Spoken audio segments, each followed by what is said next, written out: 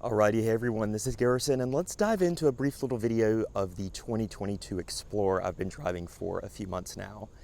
So we're about 3 months in, about 7,000 miles that I've added to the odometer. Actually joined the Ford team here in DC, so as a quick reminder, all views and opinions shared are that of my own and not reflective of the company. But after some time product planning, doing brand strategy, just really missed the field and missed interacting with the dealers. So here we are back with the DC Ford team, and I've been driving this 2022 Explorer we had. It was actually my boss's, stole from him, and he was driving a Raptor R and Lightning, just kind of swapping them back and forth, just some show units we had here surplus at the office. But with this being a base ST unit, no premium package, anything like that, just manual folding third row. Still some decent room here behind that third row. Of course, power hatch standard on ST. It's starting to rain a little, so we'll keep it pretty brief. You've got the buckets back here. Nothing too crazy, no heated second row, but these are pretty spacious second row seats. They do slide and adjust. You can do the typical slide for easy access into the third row there. Blind spot over here on your mirrors. And we'll quickly look at the 21s. So they're filthy right now. I'm actually going to turn in the vehicle. I'm picking up a 25 Explorer, so more content to come on that. These tires, they've got 37,000 miles on them, and they dance in the rain. This is almost like driving a noodle when it rains. So we definitely need some rubber on it wherever the vehicle ends up. These sales units pretty much just go to auction, dealers buy them, they CPO them, and then they're available for purchase. So part of the CPO process, definitely gonna be some new tires. Door panel materials, all padded, soft touch, stitched armrest, your power windows, locks, power mirrors, power folding mirrors. And with this being a base ST, no massaging seats. So your seat massager would have a button right there in the middle of lumbar. Not the case here. Perfect timing, we'll hop in right as soon as it starts to rain more. And we'll take a look here at the window sticker just briefly. As I mentioned, 22 Explorer ST. Obviously, the best part of the ST is that 3-liter twin-turbo V6.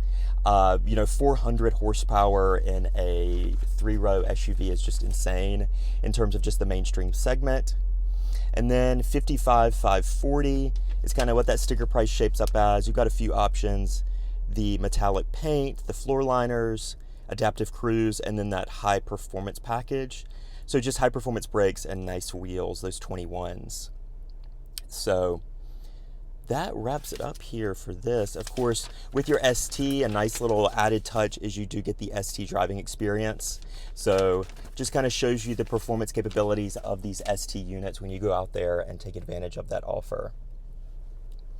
Leather wrapped steering wheel, of course your ST badge down at the bottom. You've got your radar cruise over here. And your cluster layout, if you remember in my Escape I actually had a tack over here, but the only way to get the tack to show up as like a dial instead of just the bar over here. Sorry, that autofocus is messing up. You twirl it over to sport mode, and then it'll show you that tack. So just different configurations. I wish you could honestly configure the cluster without configuring drive modes, like just separately, because I do like this layout and I don't need to be in sport mode all the time. So I wish that was an opportunity, but you have the full Google digital experience in the new 25, so excited to see how that works compared to the typical sync layout that I'm used to. And speaking of, this is my first Explorer with the smaller 8-inch screen instead of the vertical 10. If you remember, I had that 2020 Platinum model. Absolutely adored that car. I would have bought it if I could have afforded it at the time. But these 8-inch screens are honestly better for CarPlay because it's full screen CarPlay, where that 10-inch vertical, you just got that little skinny CarPlay up top that I think I showed you when I had that vehicle.